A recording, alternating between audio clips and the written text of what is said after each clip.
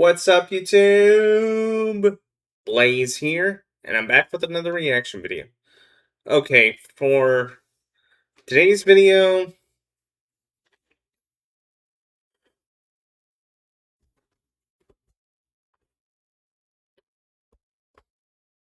I'm going to be covering the most catastrophic conventions of the century. They aren't AshCon by Magic Mush.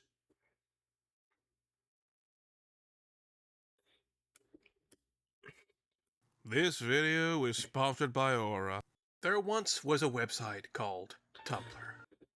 I never saw this before, so I'm also kind of wondering how bad conventions can get. Because I've seen rock heavy metal music festivals go bad. Time to see how bad this is. Anyways, if you guys are ready, I know I am. Let's go. Tumblr was a social media website that absolutely exploded in popularity in the early 2010s. It became a hub for a bunch of communities and cultures to come together and share their love for all types of things. Very quickly, Tumblr became its very own aesthetic. It's hard to explain, but when you spotted something and labeled it as Tumblr, pretty much everyone knew what you were talking about. There is a lot of media and fandoms out there that have their roots in being very Tumblr-ish, and when you know, you know. Tumblr was a juggernaut in the early 2010s, so much so that at one point, a few people decided it was time to go big, and they decided to make their own unofficial Tumblr convention, and it was called DashCon. Too long didn't read, it was a disaster. Yeah, you've probably heard the story a dozen times by now. There's a mini documentary on it, and there's nothing I can add. DashCon is probably the de facto example of a con gone wrong. Cancelled events, low attendance, people nearly getting kicked out the venue, the ball pit, you've heard it all. It was a huge stain on Tumblr's public reception, and it'll never remove that stain. It will. Yeah, and sadly, it just got worse with a lot of the laws and regulations referring back all the way to 2018. I don't know what was going on. Forever be remembered as one of, if not the worst convention of all time. Every other bad con will be held to the standard of DashCon. So, why am I bringing it up today? Well, that will be because its 10th year anniversary is upon us. DashCon is 10 years old. A decade has passed. All those years of ball pit memes is now a footnote in 2010's internet culture. You're 10 years older now. The wall is coming for us all. Due to the 10th year anniversary, I've decided I need to cash in. DashCon wasn't the only catastrophic convention. There are plenty of others out there, and I've decided we're going to talk about those. Everything but DashCon is on the table, because what can I really add to the DashCon conversation? There's a slew of fandoms and cultures I can look at for this, so why don't you all sit down and tune in. We're gonna have a gay old time. Welcome to...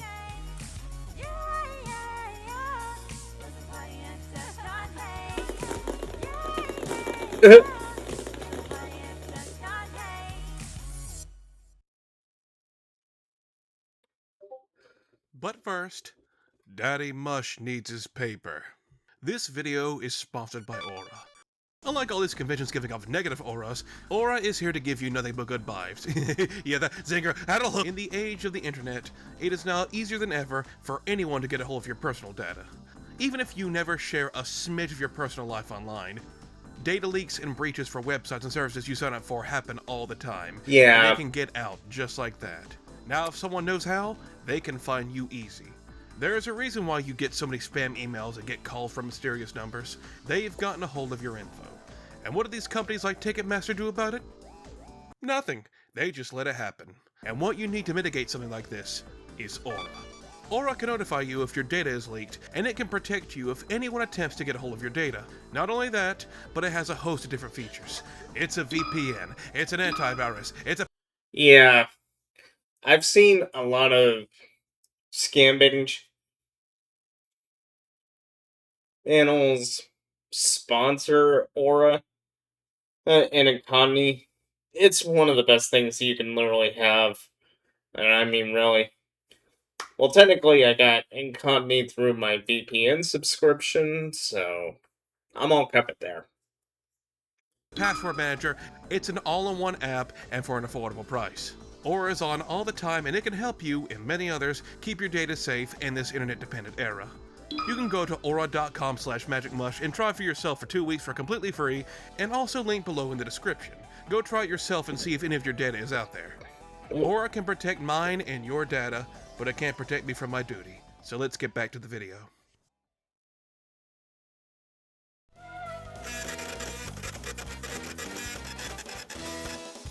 Last Black Pegasus Unicorn. My Little Pony. Mm.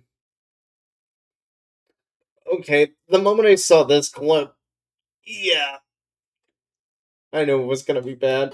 My Little Pony. Yes, you all probably know about Friendship is Magic by now. It was a monstrously popular show in the early 2010s. It became a phenomenon with a huge fan base of more than just little girls. I don't think I need to tell you much else. Friendship No, is Magic was a huge internet culture juggernaut in the early 2010s. Like, you could not escape pony shit, no matter how hard you tried. Yeah. Someone out there, on any website, would have a pony as their avatar, or would post a meme involving ponies. I am not joking when I say it was literally impossible to avoid this show. My personal first exposure to it was one day I randomly got a video on my suggested videos about saving derpy hooves, and I was like, who the fuck is derpy hooves? I had no idea what world I was stepping into looking at that video. Yeah. Mm. Yeah. I think back in the 2010s for me, I was pretty much hooked on music videos from VH1, and that was it. That's pretty much what I would watch all day long, as well as Fuse. Other than that, I mostly had whatever popular video games were at the time. Definitely not this. Nope. Nope. Not going down this rabbit hole. But this show's popularity was now great news for people who like money. Now they can sell these toys to not only little girls, but also grown adults too, who will now buy them and then stick them in jars for nefarious purposes. There were also a number of conventions made, like BronyCon, which was by far the most popular one, and it was only a matter of time before some schmuck came along and tried to tap into the new market. And thus, Las Pegasus Unicon was born, held in February of 2013 in Las Vegas, so it actually predates DashCon. But people don't really talk about the disaster of this con nearly as much, probably because it would only appeal to bronies and Friendship is Magic fans, which I am neither of, but hey, it still makes for a funny story. Las Vegas Unicon was hosted inside the Hotel Riviera, a very old and very well-known hotel in Vegas, which was on its deathbed around 2013, so no doubt Unicon probably got a good deal to host their con there. It was set to be... Yeah, because I remember the last time I went to Vegas, the place I stayed at was the Mirage, and unfortunately, at the time, the Mirage was being merged with the Red Rocks, or Ox, I believe it was. So, yeah.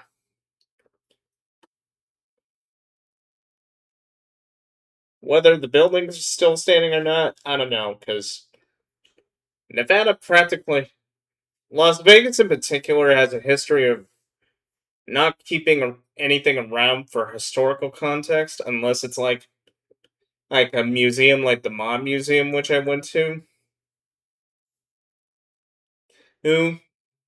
Because generally the practice is that once a building ends up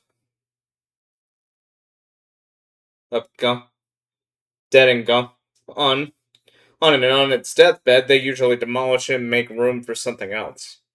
a huge convention. Over 2,000 people were expected to attend, writers and directors from the show, the voice actors were expected to show up, e-celebs, artists, vendors, everything you could ever wanted from a My Little Pony convention. You could even have dinner with all the special guests. There was a ton of hype and advertising about this con. Hey there, cats and kittens, listen up. February 22nd, 23rd, and 24th, Everfree Network's gonna have live coverage of Los Pegasus Unicon, hosted by that mook Joe Stevens and me, your very own Big Papa Moose of the Equestrian Inquirer. And when we look at their website, even on the front page, it says, "Chaos will be landing." Well, they were right about that. So you sign up for the convention, sign up for the celebrity dinner like the simp you are, and you fly over to Las Vegas. Grab your laminated badge that took way too long to make. You walk in the hotel and already the vibes are off. It's mysteriously empty for a convention that was supposed to have 2,000 people. And from that point forward, everything starts to fall into place to make for one hell of a disastrous convention. There is a distinct lack of staff or anyone that looks like they know what's going on. Picking up one of the brochures, made out of the cheapest paper humanly possible, you can see all the different events that were going to go on here, and there was some controversy involving said pamphlets because a lot of bronies paid good money to advertise their stuff in these pamphlets, and these adverts only showed up on the pamphlets for the people who showed up day one, and there were hardly any more produced. The only people who have this are the people who came in the first day and were lucky enough to get it. This is for the people who have paid good money, really good money, to advertise in a convention that flopped. It's the little things that start to build up, but it gets worse from here. The vendors are expecting a way bigger turnaround than what actually showed up, so a good chunk of them are taking a loss on actually coming here, especially when they're not getting paid actual money, but instead, Monopoly bucks with ponies called bits, instead of actual cash. Listen. Ugh. That's even worse.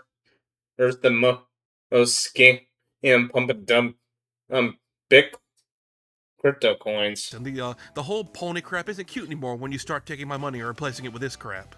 They're about as useful as Twitch bits. Many of the celebrities and special guests were left stranded at the airport, and it took forever for anyone to actually come pick them up. Tensions were already rising, and then by the very next day of the con, all hell starts to break loose. The next day got you more panels in a concert. A voice actor panel happened, but during said voice actor panel, a fire alarm was pulled, but there was no fire actually happening. It's been speculated it was either a prank or a staff member accidentally going out a fire exit. There was also that greatly covered dinner with all the special guests, with your choice of 3 dinners, and they gave Tara Strong, you know, the main actress of the show, the dish with eggplant on it, and she's allergic to eggplant. Luckily, she was able to catch it before he actually ate it. Imagine nearly killing the main character's voice actress at the convention made to celebrate the show and, by extension, her performance. Okay, clearly whoever organized this had no clue what they were doing whatsoever. If you thought that was bad, convention goers later found out something massive. It was found out that the convention was not actually holding off their end of the bargain and wasn't paying the hotel or the special guests or for the special guest hotel rooms or anything. They paid none of that. So in other words, everybody just got scammed. And including all the voice actors and celebrities. Ugh. The hotel, on the cusp of bankruptcy and flailing around like a beast close to death, starts charging the attendees upwards of $1,000. And I don't think most of them have that lying around. The little bit of money they had made at the convention, oh wait, that's right, they didn't make any actual money. They have Monopoly money that is completely useless, and the staff who were supposed to give them real money were gone. You have hundreds of bronies and celebrities, potentially now stuck in Las Vegas, and are now being charged with something they never knew they were going to be charged for. With the budget of a tuna fish sandwich, the con had no money, the fans had no money, and a desperate plea to get more, the fans and the special guests started a campaign to raise money to pay for everyone's trip back home. Hashtag Las Pegasus went live, and with enough of a push online, they were able to get enough money raised to pay off all the expenses needed. Now where have I heard this story before? By day 3, everything was in shambles. Everyone in the convention was basically forced out the building and to take everything they owned as fast as possible or else it becomes hotel property. Even with its dying breath, the house always wins. The convention was a complete and utter bust, but everything was able to work out in the end. But after this, rumors and theories start flying about how did everything turn out like this? The more forgiving people have said it was just a poorly managed convention, but the more skeptical have dug deep into it and accused it of being a flat-out scam made to just bank on a vastly growing community. Scam. And there is a lot to back this up with. It mostly comes down to the creators of the convention, who, during the midst of it falling apart, fled the scene. They were nowhere to be found when everybody got kicked out. Nobody knows exactly when they left, but they did run away from their responsibility.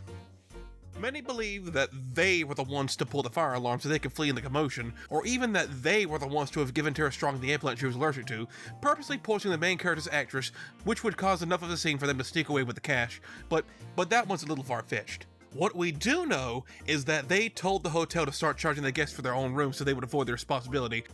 Their last trace online was posting a half-assed apology on the website. We're sorry. And after that, nobody knows. People have also dug into the couple's past and found out they have a history of using multiple names and doing shady and illegal business practices. everything seems to point to this convention just being a huge scam. Even Yep. months after the fact, all the special guests had not been paid for their work going to the con. It actually scared a lot of them from ever going to a Brony convention ever again. It was that bad. But as the years rolled on, the fandom grew bigger and bigger, more conventions for bronies would come and go, a lot were significantly better than this. It's now just seen as a travesty, and probably the worst thing to happen to the Friendship is Magic fandom, well, until the show got cancelled. Yeah, I'm not gonna touch that.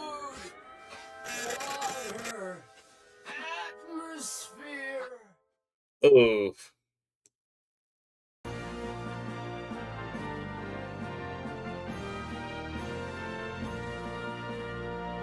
I don't mean to toot my own horn, but I am sometimes shocked the reach I have as a content creator. In reality, I'm just some guy who works on videos in his bedroom with nothing else going on. But hey, I'm glad some people get enjoyment out of me. They'll erect a statue in honor of me, a monument to symbolize my bravery. That being said, no matter how big and popular I might get, it would never cross my mind to try make a convention. I don't care if I get 10 million subs overnight.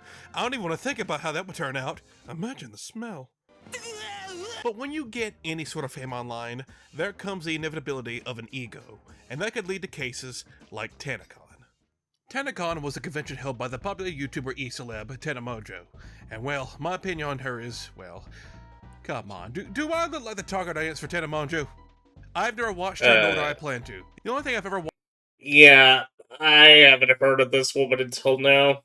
Might be a good thing that I never did. from her was that content comp on her.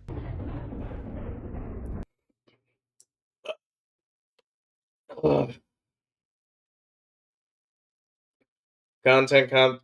Yeah, this must have been back when iDubbbz had a decent shred amount of respect.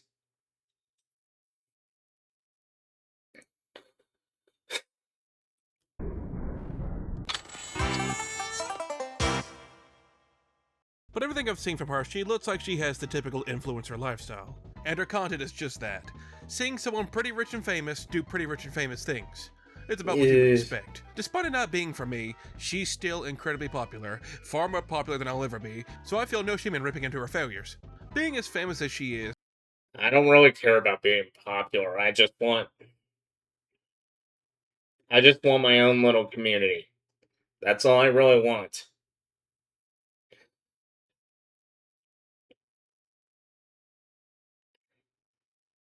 But this is like soul selling sellout kind of thing here. Tana would make appearances at VidCon. Tana was, of course, very popular and one of the star attractions at VidCon, but as time went on, she hated constantly being treated like trash by the runners and staff, until 2018, when she had had enough. She released a video shortly before VidCon that year, expressing her discontent with VidCon and wasn't going to put up with it anymore. And to the excitement of her fans, she was going to make her own VidCon. With What? and hookers. I think all of the rebelled people and all of the unwanted people should host a little meet and greet in Anaheim, California on the same days as VidCon. I'd love to do it because I would love to make this shit bigger, better, and freer than VidCon. And I want to let you know, as the CEO of my new meet and greet that I'm having this June, I care about you and I'm excited to fucking meet you. So yeah. TanaCon was going to have all your favorite e-celebs and influencers, with the main star of the show being Will. I can't quite put my finger on it. But all of your favorites were showing up, including Shane Dawson. Don't be alarmed. I've already taken the precautions of hiding all my cats. Now, just because you're rich and famous doesn't mean that you know how to run your very own convention. It's a lot harder than you would think. Yeah, that's like asking either YouTubers to run YouTube or VTubers to run a VTuber agency. It just doesn't work out. You need someone that can manage things. Otherwise, it'll be a disaster, which is probably where this is gonna head. It's not just you pay to be in a big place and all your adoring fans show up to give you admiration and an ego boost. There is a lot of playing to be had to make it worthwhile, especially since this is supposed to be a substitute for VidCon. But they were at least smart enough to start small. They chose the Marriott Hotel as the location for the con, and this is where the problems arise. The Marriott in question is estimated to be able to hold only about 1,000 people, but Tana claims it held little over 3,000. Whether that's true or not, I have no idea. And for someone of Tana's size and a bunch of other celebrities, that is ridiculously small. Already, there are red flags showing up. When the actual first day of the convention rolled around, it was definitely way more than 1,000 people. There has never been a conclusive answer, but it's been estimated that between 4,000 to 15,000 people showed up at this con, and unless they're gonna start doing Dragon Ball Fusion dances, ain't no way they're all fitting in the Marriott. This was the Achilles heel of the event. People came to the convention to attend the convention, and there was no way they were all fitting inside the hotel. Attendees would quickly get in line and start moving into the hotel, but after the initial few thousand filled in, the line and the people waiting outside came to a complete stop, and they stood in line for hours, hoping to get in, eventually. Did I forget to mention this convention took place in late June, on a hot summer day, in Anaheim? You got thousands of people outside the convention in the summer heat, getting sunburned, and nobody is offering food or water outside either, so some people are even passing out due to the heat. All this waiting in a line that will never move. The people on the inside were packed in like sardines. It's hard to move anywhere or do anything. Yeah. Ugh. Allowing any more people in here would make things even worse. From all the footage, it didn't look like it was fun waiting for the convention or even being in the convention. And if you left, you basically couldn't get back in because then someone in the 1,000 people Congo line outside would take your spot. They're saying that if you leave the building right now for any reason, whether you go to something, go to food, whatever, you have to go all the way around. But because of how busy it is, you may not get back in. Is this where the line starts? People on the inside were crowded and starving, people on the outside were scorched and thirsty, tensions just got higher and higher as the day got hotter and hotter, and eventually, after being outside for several hours, the people in the line started to riot.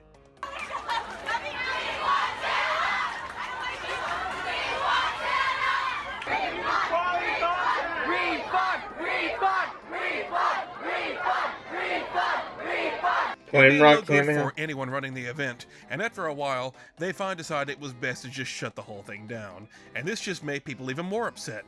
Today it has been canceled completely. I apologize. Tomorrow, you can email Veeks and talk about that. I apologize. I'm one person I can't. Okay. Everyone was told to get out and to go back home. After everything was said and done, the convention was done for. All the future events were canceled, and everyone went back home. So TanaCon Day 1 completed. Let's see if we can get to Day 2 tomorrow. It didn't even last a full day. The fallout with TanaCon was pretty bad.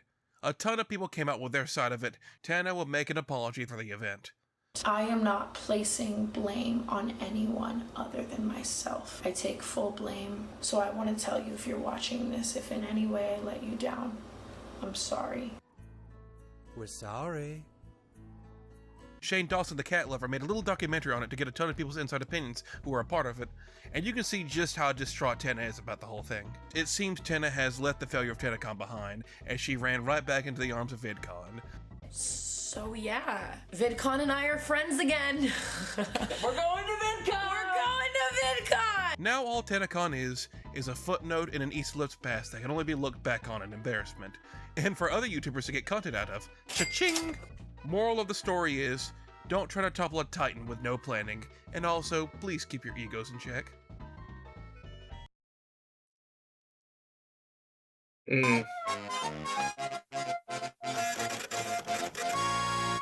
Oh. Yeah, the moment Pokemon. Anything involving Pokemon, you know it's gonna be bad.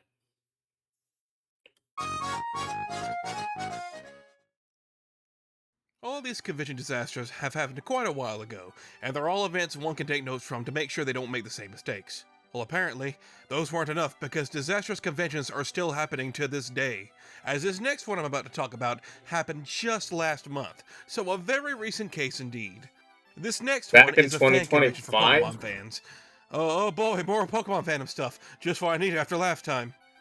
And it was a convention hosted in the Philippines called Pokeverse. And everything you'll see in this segment have all been pictures taken by this kind woman on Twitter, who was nice enough to let me use her pictures in this video. So by all means, please go check out her Twitter and see these pics and her other work for yourself. What she was able to capture on camera in the Pokeverse was DashCon Pokemon Edition. Like, holy crap. The parallels and the entire design and look of the convention are borderline uncanny. You could Photoshop the ball pit in this place and it would look like an old DashCon photo. But am I here to rag on the emptiness of the convention and the obvious DashCon look of the place? Yes. But there are other issues which are highlighted in this Twitter thread about this, which I will do my very best to cover. This is still a semi-recent convention, so everything regarding it still isn't known yet, but there's still plenty to cover. The entire event was advertised for kids and adults. You could come here and sell your merch, learn how to draw, and meet the OG voice actors of the show, who flew all the way to the Philippines to come to this convention. Oh, there were a ton of okay. events planned, a bunch of different places to visit, and to advertise the event, they used these AR cards, which turned out to be traced artwork, and had this animation with a Pokemon trainer on them, which happened to use an already existing animation just plastered on it. This already ain't looking too good. So as shown earlier, the entire convention is pretty barren. There are places for collectors to show off their expensive Pokemon collections, then there's the starter wall, where it's supposed to represent the first 3 Pokemon you could pick in the series, and it's represented by 3 plushies on pedestals, and that's it. Nothing else is here. That's like a running theme of this convention. There is one thing of interest in an open room, and nothing else. There's this area with a bunch of paintings as a point of interest, but they're like 5 miles away where the people would be at. You couldn't just push the tables a little closer to the wall? There's this so-called rest area, which is like 3 beanbags and a table. I wonder if they decide who gets the beanbags with Pokemon battles. This is one of those conventions where you can definitely tell they did not plan it very well at all. A number of the supposed events never actually happened. There was this supposed baking event, which apparently just turned out to be an advertisement for a kick and drink service. There was also supposed to be this live sketching event, which just turned out to be some guys taking commissions. There wasn't even a place for cosplayers to change costumes, so they just started changing in the rest area, in broad public. If you were an indie artist, it was reportedly quite a pretty pain to even get here. It was said to be several thousand pesos, and when converted to US money, it was upwards of almost $400, which, if you ask me, that sounds like that was the entire... Hold on. I need to skip my mic over. 1,000 pesos, and when converted to US money, it was upwards of almost $400. 463 US dollars? Wow. That's a mess. Which, if you ask me, that sounds like that was the entire budget for the convention. There was one main attraction of the convention, though. They actually had their very own cryptid walking about, dubbed Ravioli Man, who would walk around eating ravioli out of a jar and smearing it all over himself. Now this I would pay money to see in person. However, it seems like Ravioli Man wasn't actually meant to be there. He eventually got kicked out after he apparently used a sponge to start smearing ravioli sauce and everything. Really, there was probably just a whole heap of mismanagement that went on here. The person who also brought this all to the public also goes into more stuff that's more personal to her, being an artist and a singer. And I really don't want to steal all of her thunder, so please, if you want more, I implore you to go check out the original Twitter thread and how much this being a total mess mattered to her. She, however, did make it clear she wanted me to cover one very specific part of this. Okay. And as a man of my word, I will. And it's pretty bad. Near the end of the convention, they hold this contest and have a bunch of actors, singers, and people perform on stage. And it went well, for the most part. Now, something that I've neglected to mention is that this convention was also partnered with the Make-A-Wish Foundation, and in doing so, they allowed some of the kids under Make-A-Wish to attend this convention. But that's not the bad part. The bad part is, the convention staff got the bright idea to bring these kids on stage and pose for the camera. These terminally ill kids who are sick, weak, and probably can't get around well, and have had their immune systems compromised. They just show them off to the crowd. Wow. Oh. Oh. Yeah, I could see where this is going. Made them think this was a good idea. There's even pics of them taking some of these kids' face masks off so they could be easier to understand. My god, that's an awful idea. Lord knows what could be floating around that convention center, the same convention center that just had a man spreading ravioli sauce everywhere. Taking off their masks is the last thing you want to do. What a way to cap off a bad convention. Pokeverse was just all around not very good. Pokeverse would later apologize to the woman who made this all public, promising to do better and make amends. We're sorry.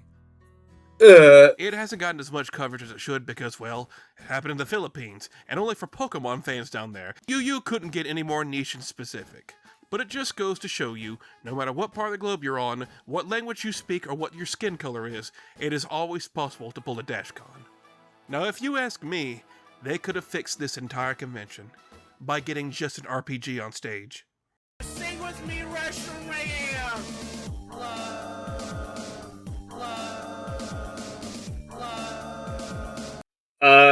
If I'm being realistic here, nothing could have saved that.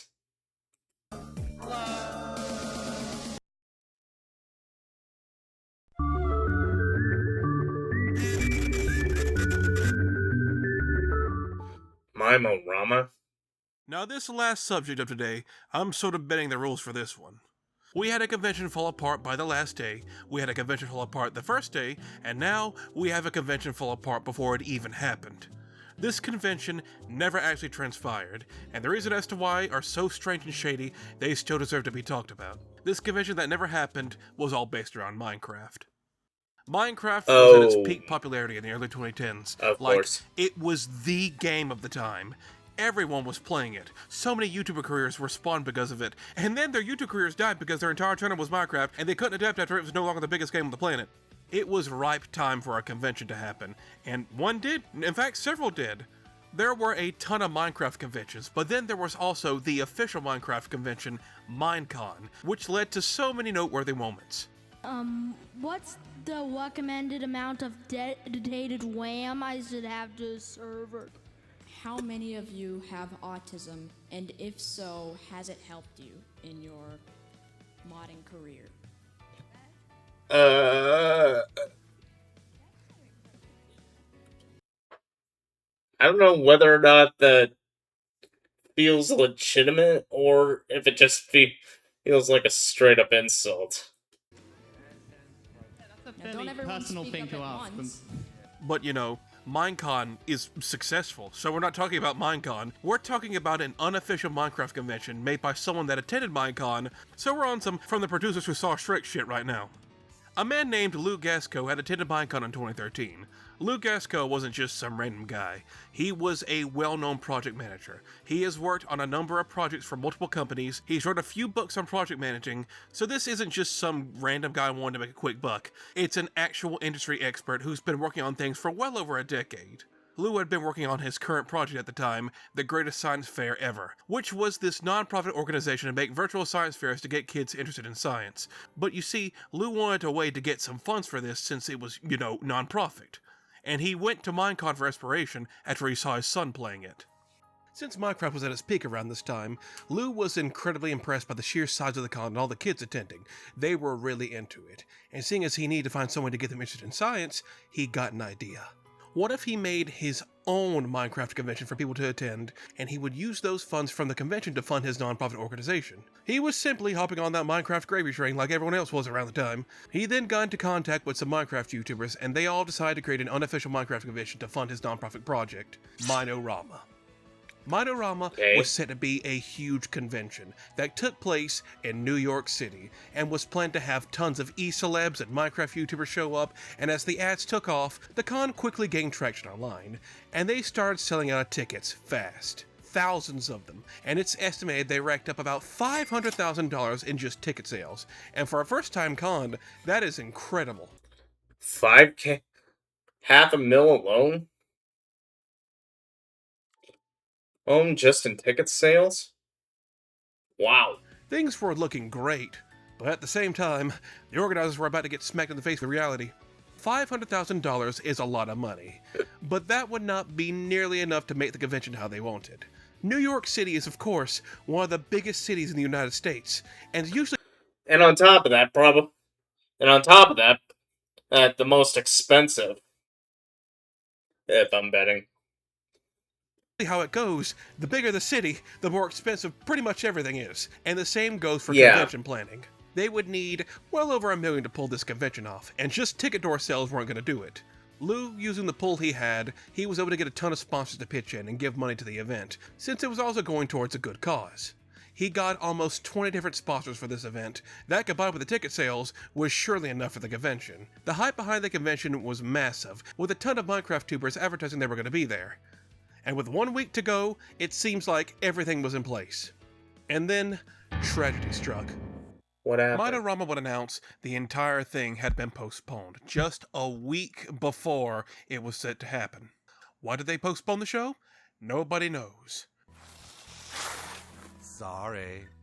Some have said it was due to Mojang hitting them with a cease and desist, but I've looked online, I can't find any evidence of this.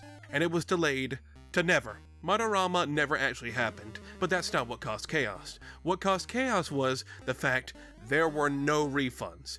$500,000 worth of ticket sales were never going to be given back. This quickly had everyone turn on the event and the organizers, many flat out calling the entire thing a scam.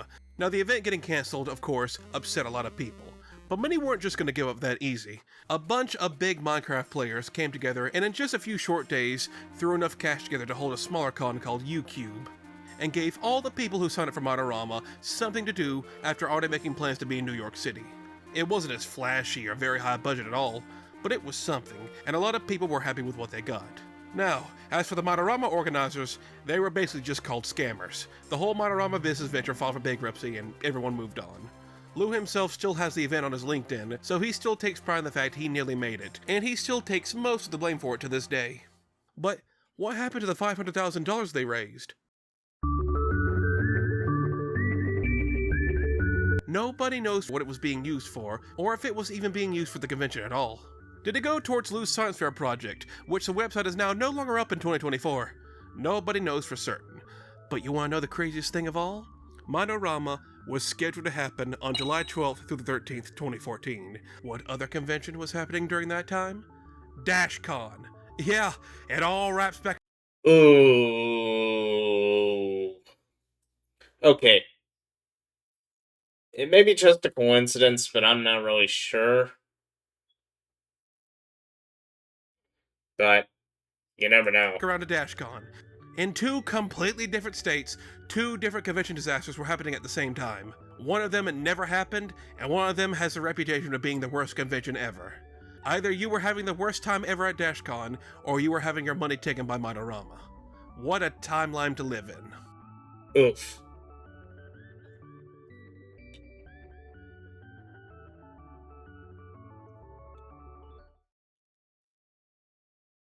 Alright, boys and girls, it's been a fun day of cringe, but it's about time I log off. All these conventions were a you had to be there moment in time. Even though the majority of them were disastrous, the vast majority of people will probably still remember them. The sunburns, the emptiness, the ball pit, they will stay in the minds of many for probably the remainder of their lives, just showing you even in failure, you can still win in some way.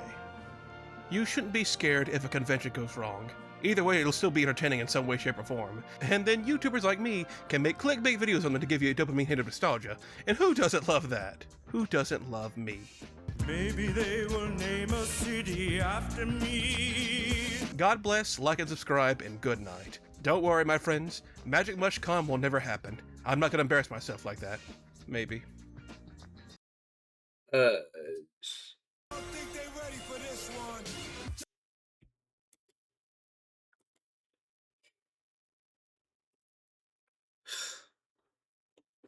Hang on. Well, that little disaster I'm cutting out. Later. So that does it for this video. I don't know what's going on.